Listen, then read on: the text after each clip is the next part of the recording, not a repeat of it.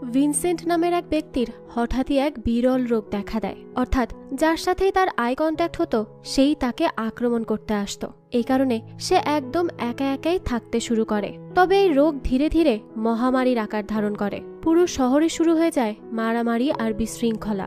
এমনকি ভিনসেন্টের গার্লফ্রেন্ডও তার প্রতি আক্রমণাত্মক হয়ে ওঠে। তো এইসব থেকে বাঁচতে ভিনসেন্ট কি করে আর শেষ পর্যন্ত সে কিভাবে সার্ভাইভ করে সেটাই দেখব আজকের গল্পে, যার নাম ভিনসেন্ট মাস্ট ডাই। শুরুতেই আমরা ভিনসেন্টকে দেখতে পাই, যে তার কলিগদের সাথে বসে গল্প করছিল। তার এক কলিগ গতরাতে কি স্বপ্ন দেখেছে তারই বর্ণনা দিচ্ছিল সবাইকে। তো সে জানায় সে স্বপ্নে তার মাকে দেখেছে, যে কিনা একটি বিস্তীর্ণ প্রান্তরে দাঁড়িয়ে আছে। তার মায়ের আশেপাশে এক পাল হরিণ, আর তার মায়ের নিজের মাথায়ও শিং গজিয়েছে। লোকটি অদ্ভুত স্বপ্নের মানে কিছুই বুঝতে পারছিল না। এই নিয়ে সে বেশ চিন্তিত, তাই সবার সাথে শেয়ার করছিল যদি কেউ এর অর্থ বলে দিতে পারে। তখনই দেখা যায় সবাইকে অবাক করে দিয়ে পাশে থাকা একটি ছেলে হঠাৎই বলে ওঠে, শিং হলো মৃত্যুর প্রতীক। যারা বেশি মৃত্যু নিয়ে ভয় করে তারাই এমন স্বপ্ন দেখে, আর তুমিও হয়তো ঠিক এ কারণেই দেখেছ। ভিনসেন্ট তখন খুবই অবাক হয়ে যায় আর তার কলিগকে জিজ্ঞেস করে এই ছেলেটিকে। তখন তার কলিগ জানায় এই ছেলেটি হলো তাদের নতুন ইন্টার্ন। তো এই কথা জানতে পেরে ভিনসেন্ট ওই ছেলেটিকে তার নাম জিজ্ঞেস করে। ছেলেটি জানায় তার নাম হুগো। তো ভিনসেন্ট তখন হুগোকে বলে সে তার জন্য কফি বানিয়ে আনেনি কেন।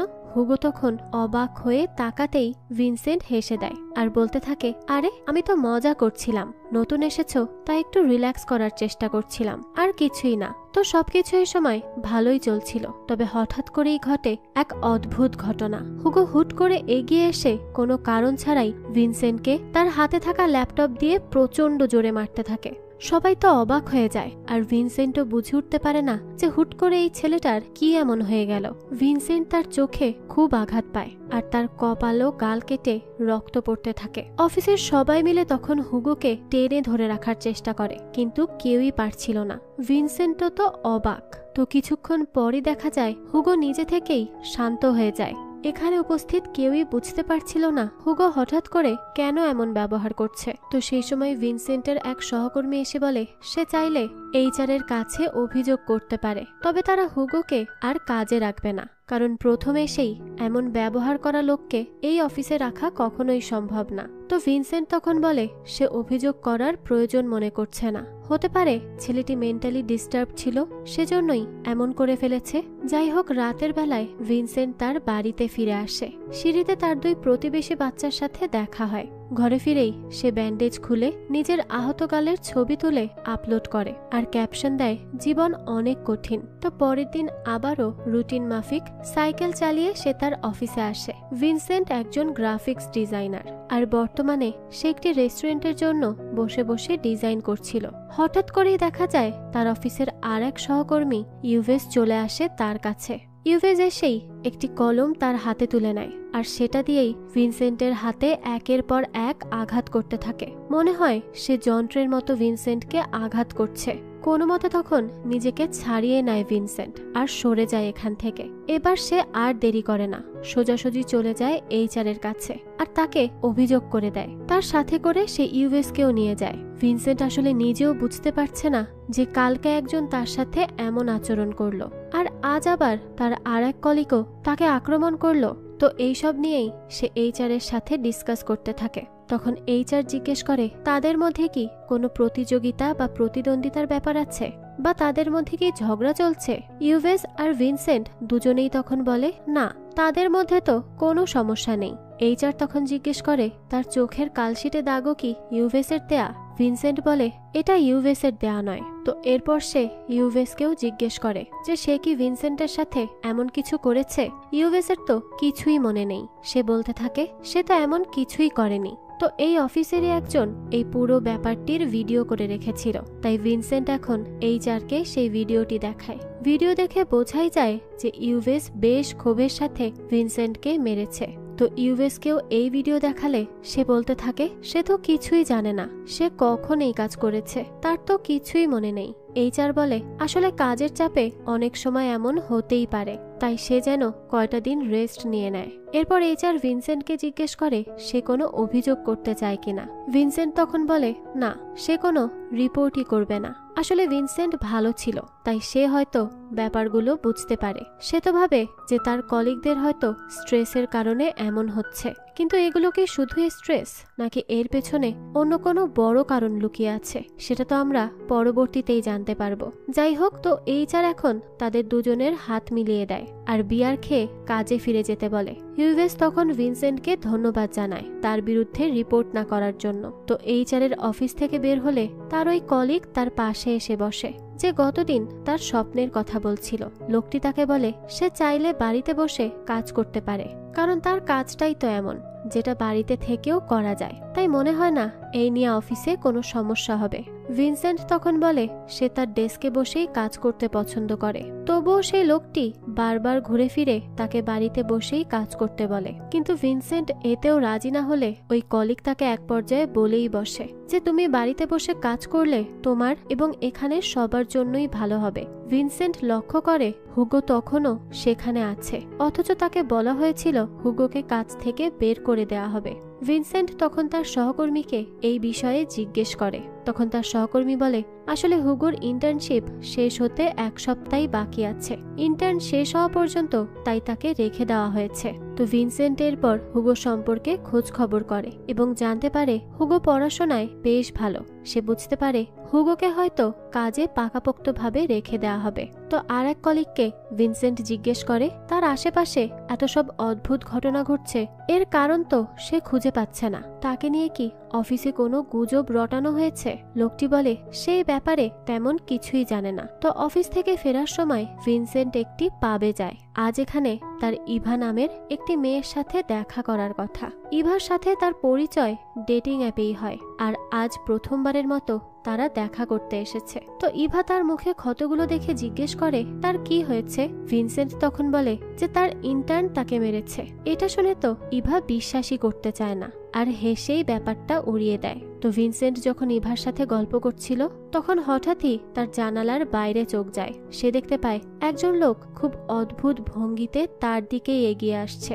এটা দেখে ভিনসেন্টের ধারণা হয় এই লোকটিও হয়তো তাকে মারতে আসছে, আর লোকটির উদ্যত ভঙ্গি তাই বলে দেয়। দেখা যায় লোকটিকে মাঝপথেই থেমে যেতে হয়, কারণ একটি গাড়ি তাকে চাপা দিয়ে চলে গিয়েছিল।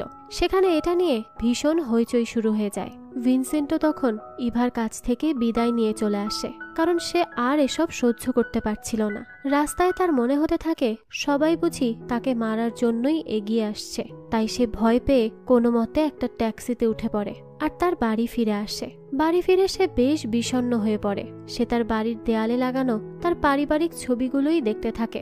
আমরা তখন বুঝতে পারি ভিনসেন্টের একসময় বিয়ে হয়েছিল আর তার বাচ্চাও আছে, কিন্তু এখন তারা কেউই তার সাথে থাকে না। সে এখন একা একাই জীবন পার করছে। তো এরপর আমরা ভিনসেন্টকে সাইকেল চালিয়ে কোথাও যেতে দেখি। সাইকেল চালাতে চালাতে সে ফোনে কথা বলছিল। তখন এই ট্রাফিক সিগনালে তার সাইকেল থামলে সে লক্ষ্য করে পাশের গাড়িতে এক বৃদ্ধা মহিলা রয়েছে। সে খুব অদ্ভুতভাবে তার দিকেই তাকিয়ে আছে। এই মহিলাকে দেখে তার কেমন যেন ভয় করতে থাকে, তাই সে দ্রুত সাইকেল চালানো শুরু করে। দেখা যায় তার পেছন পেছন ওই মহিলার গাড়িও আসতে শুরু করেছে। ভিনসেন্ট তখন দ্রুত সাইকেল চালাতে গিয়ে সাইকেল থেকেই পড়ে যায় আর সাইকেল এক পাশে রেখে দ্রুত ফুটপাতে নেমে পড়ে। ওই মহিলা তার সাইকেলটি চূর্ণ বিচূর্ণ করে দিয়ে সেখান থেকে চলে যায়। এরপর কোনো মতে সে বাড়ি ফিরে আসে আর একটি ভিডিও দেখতে থাকে। ভিডিওতে ওই লোককে দেখা যায় যেই লোকটি রাস্তায় অ্যাক্সিডেন্ট করেছিল। লোকটির ভঙ্গি দেখে মনে হচ্ছিল সে পজেস হয়ে আছে। ভিনসেন্ট ইন্টারনেটে পজিশন আর ভায়োলেন্স নিয়ে অনেক ভিডিও দেখতে থাকে। যতই সে এই সব কিছু দেখে ততই তার ভয় বাড়তে থাকে। সে তো বুঝতেই পারছিল না তার আশেপাশে এসব কি হচ্ছে, সবাই কেন শুধুমাত্র তাকেই টার্গেট করছে। তো পরের দৃশ্যে আমরা ভিনসেন্টকে একটা সাইকিয়াট্রিস্টের চেম্বারে দেখি। সাইকিয়াট্রিস্ট ভিনসেন্টকে জিজ্ঞেস করে ইদানিং কি তার ভীষণ রাগ হয় কিনা। ভিনসেন্ট তখন জানায় হ্যাঁ হয়। সাইকিয়াট্রিস্ট তখন আবারও জিজ্ঞেস করে কার বিরুদ্ধে রাগ হয়। ভিনসেন্ট জানায় যারা তার কথা বিশ্বাস করে না তাদের বিরুদ্ধে। সাইকিয়াট্রিস্ট এরপর জিজ্ঞেস করে যারা তার উপর হামলা করে তাদের প্রতি রাগ হয় কি তার। ভিনসেন্ট জানায় তাদের প্রতি তার রাগ হয় না, কারণ সে দেখেছে যারাই তার উপর হামলা করেছে তাদের মধ্যে কেউই হুঁশ জ্ঞানে ছিল না। সাইকিয়াট্রিস্ট তখন বলে তার যদি মনে হয় কেউ তার উপর হামলা করতে চলেছে সে যেন তার চোখে চোখ রেখে তাকায়। তো বাড়ি ফিরে ভিনসেন্ট তার জানালার ধারেই দাঁড়িয়েছিল। সেই সময় সে খেয়াল করে তার সামনের একটি বাড়িতে একটা লোক দাঁড়িয়ে আছে। তার কাছে মনে হয় এই বুঝি লোকটা তার উপর হামলা করলো। তখনই সে লোকটির চোখের দিকে তাকায়। লোকটিও তখন স্বাভাবিকভাবে তার দিকে তাকিয়ে হাসে। এটা দেখে তো ভিনসেন্ট স্বস্তির নিঃশ্বাস ফেলে। তখনই দেখা যায় লোকটি তার হাতের কাছে থাকা কিছু একটা ভিনসেন্টের দিকেই ছুঁড়ে মারে। ভিনসেন্ট তো তাড়াতাড়ি ভয় পেয়ে জানালা বন্ধ করে দেয় নিজেকে বাঁচানোর জন্য। তার সেই ভয় আবারও শুরু হয়ে যায়। তো জানালা দিয়ে তাকাতেই দেখে লোকটি খুব স্বাভাবিকভাবেই আছে এখন। ভিনসেন্ট তখন বুঝতে পারে আই কন্ট্যাক্টের ব্যাপারটি একেবারেই কাজে দেবে না, বরং চোখে চোখে তাকালে তার উপর আক্রমণ বেশি হবে। তাই সে আত্মরক্ষার জন্য বেশ কিছু জিনিস কিনে আনে, যেমন পেপার স্প্রে, ইলেকট্রিক গান, হ্যান্ডকাফ ইত্যাদি। তো এসব কিভাবে ব্যবহার করা যায় তারই প্র্যাকটিস করতে থাকে সে। তো এরপর একদিন দেখা যায় ভিনসেন্ট যখন তার বাড়িতে ঢুকছিল তখনই সিঁড়িতে তার প্রতিবেশী দুটো বাচ্চার সাথে তার দেখা হয়। যেই বাচ্চারা তাকে দেখলেই আগে হাসি মুখে কথা বলতো, কিন্তু আজ তারা কোনো কারণ ছাড়াই তার উপর ঝাঁপিয়ে পড়ে, তাকে আছড়ে আর কামড়ে দিতে থাকে।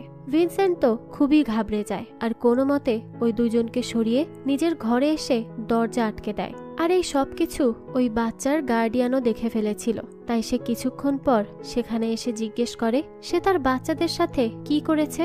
ভিনসেন্ট বলে সে তার বাচ্চাদের সাথে কিছুই করেনি, বরং তার বাচ্চারাই আগে তার উপর হামলা করেছিল। সে তো শুধু আত্মরক্ষা করেছে। কিন্তু বাচ্চাগুলোর বাবা তার কোনো কথাই বিশ্বাস করে না। আর এটাই তো স্বাভাবিক, কারণ কোনো বাচ্চা খামোখা কেন এত বড় একটা লোকের উপর হামলা করতে যাবে। তাই সে ভিনসেন্টকে দরজা খুলতে বলে, কিন্তু ভিনসেন্ট দরজা না খুললে লোকটি ভিনসেন্টকে পুলিশের ভয় দেখায়। বিল্ডিং এর সব প্রতিবেশী এসে তার ফ্ল্যাটের সামনে জড়ো হয়। তবুও ভিনসেন্ট দরজা খোলে না, কারণ তার তো ভয়। কারণ যদি তার সাথে আবারও কারো আই কন্ট্যাক্ট হয় তাহলে সে তার উপর আবারও হামলা করে দিবে। তো এভাবেই অনেক সময় অপেক্ষা করার পর সবাই চলে যায়। আর রাত গভীর হলে ভিনসেন্ট তার ল্যাপটপ আর প্রয়োজনীয় কিছু জিনিস নিয়ে গোপনে বাড়ি থেকে বেরিয়ে আসে। সে সোজা চলে যায় তার বাবার বাড়িতে। বাবার কাছে সে তার গ্রামের বাড়ির চাবি চায়। সে সেখানেই কিছুদিন থাকবে। রাতটা সে তার বাবার বাড়িতে থাকতে চাইলে তার বাবা তেমন একটা আগ্রহ দেখায় না। তার বাবা জানায় এখানে তার বাবার পার্টনারও থাকে। এছাড়াও ভিনসেন্টের ঘর রেনোভেট করতে দেওয়া হয়েছে। তাই বাধ্য হয়েই ভিনসেন্ট রাতের বেলায় বেরিয়ে পড়ে তাদের সেই গ্রামের বাড়ির উদ্দেশ্যে। ভিনসেন্ট তখন তার কিছু জিনিসপত্র আর একটি হাতুড়ি নিয়ে নেয় তার সাথে করে। তো পথে এক পেট্রোল পাম্পে খাবার কেনার জন্য সে থামে। ভিনসেন্ট বসে বসে খাবার খাচ্ছিল। তখনই একজন লোক তার কাছে এসে বসে। সে তড়িঘড়ি করে উঠে যেতে নেয়। তখনই লোকটি বলে তার উঠে যাওয়ার দরকার নেই। ভিনসেন্টের সাথে যেমনটা হচ্ছে তেমনটা তার সাথেও হচ্ছে। প্রত্যেকটা মানুষ তার নিজের উপরও বারবার হামলা করতে যাচ্ছে।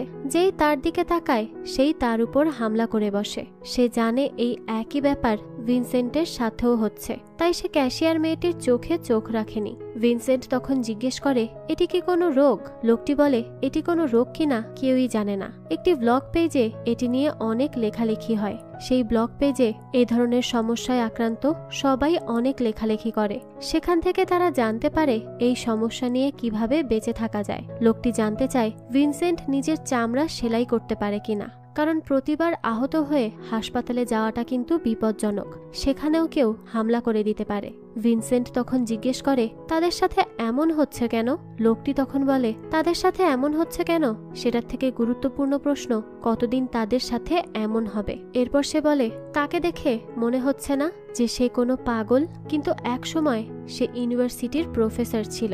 আজ 7 মাস ধরে তার সাথে এসব হচ্ছে, তাই তাকে দেখতে এখন পাগলের মতো দেখায়। সে এই কারণে তার ইউনিভার্সিটির জবটাও ছেড়ে দিয়েছে। তো এসব বলে সে উঠে যেতে নেয় আর বলে ভিনসেন্ট তার সাথে যোগাযোগ করতে চাইলে ব্লগ পেজে তাকে খুঁজে পেতে পারে। তার আইডি হলো জোয়াকিম ডিবি। তো জোয়াকিম যেতে যেতে তাকে বলে সে যেন নিজের সাথে একটি কুকুর রাখে। কুকুর তাকে আক্রমণের হাত থেকে মাঝে মধ্যেই বাঁচাতে পারবে। তো এরপর সারা রাত গাড়ি চালিয়ে ভিনসেন্ট একসময় পৌঁছে যায় তার গ্রামের বাড়ি। বন্ধ বাড়ি খুলে কিছুটা সেটেল হয় সে। এরপর ইন্টারনেটে জোয়াকিমের বলা ওই ওয়েবসাইটটি সার্চ দেয় আর সে জানতে পারে